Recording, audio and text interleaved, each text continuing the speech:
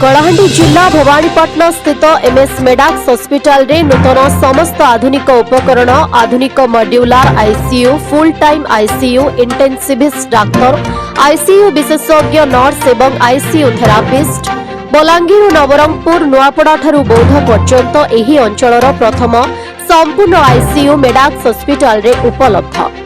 Doctor निहारेन्द्र पंडा द्वारा ICU उद्घाटन CDMO officer doctor Jalandhar Mehar उपस्थिति में ex ADMO MS Medax hospital रो परिचालना निर्देशक डॉक्टर प्रदीप पाणिग्राही कार्यनिर्वाही निर्देशक Shrimati Manisha Acharya advocate Ramakant Acharya doctor Mohammad Mihir intensivist doctor Om Padaravind Das pulmonologist doctor Pradeep Panigrahi वक्तव्य जनसेवा मो जीवन उत्सर्गीकृत तेणु नूतन आधुनिक उपकरण अहरह जड़ित रहिबो।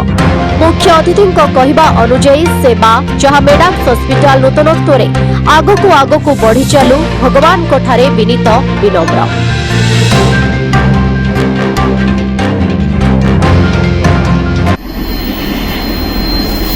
I am Dr. Pradeep Panigrahi, Managing Director MS Medax Hospital.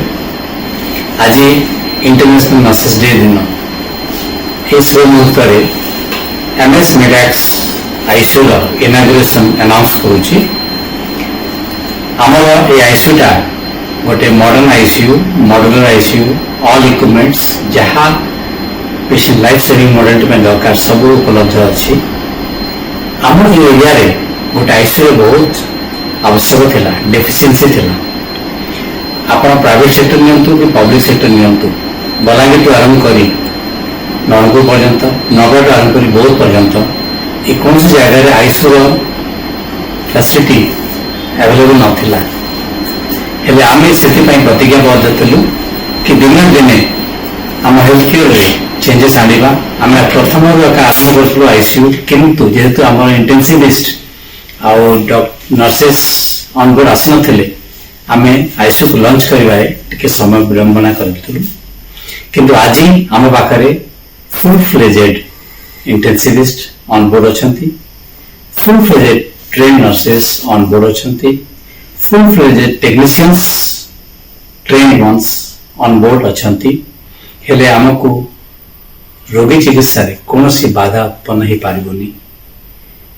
एई मुहूर्त रे मु आउर भी अनाउंस करूची कि आगु मध्य आमे प्रतिदिन किछि न किछि नवा धरणर चिकित्सा जहाँ दरकार ए हेल्थ केयर एरिया पई आमे लॉन्च करथबु आ ऐड करि चलथिबु।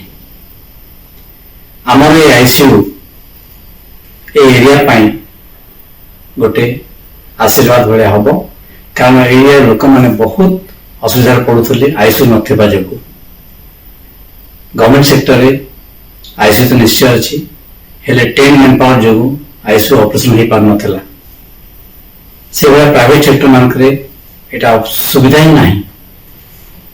सो वर्तमान आमे तेले सिक पेशेंट आछंती आम पाखु आमे एडमिट करथुलु ट्रीटमेंट करथुलु सब करथुलु एसडी पर्यंत जेमति आईसीयू दरकार पड़ला वेंटिलेटर सपोर्ट दरकार पड़ुथला आमे विशाखापट्टनम किंवा भुवनेश्वर हॉस्पिटल संगे कोऑर्डिनेट करी पेशेंट को शिफ्ट करथुलु।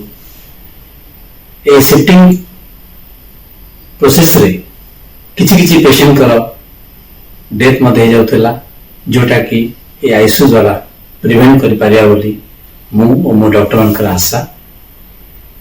सेति पई I am proudly announcing once again that MS Medax ICU is open for public service, open to the public for all your healthcare needs. It's a proud moment and it's the same proud moment for you all. It's all yours. Please use it. Spread the message to one and all for the reason. And once again I'm saying it's for you, for your health and for your needs. Thank you. Kalahandi Keshab Mehar को report Odisha highlight समाचार।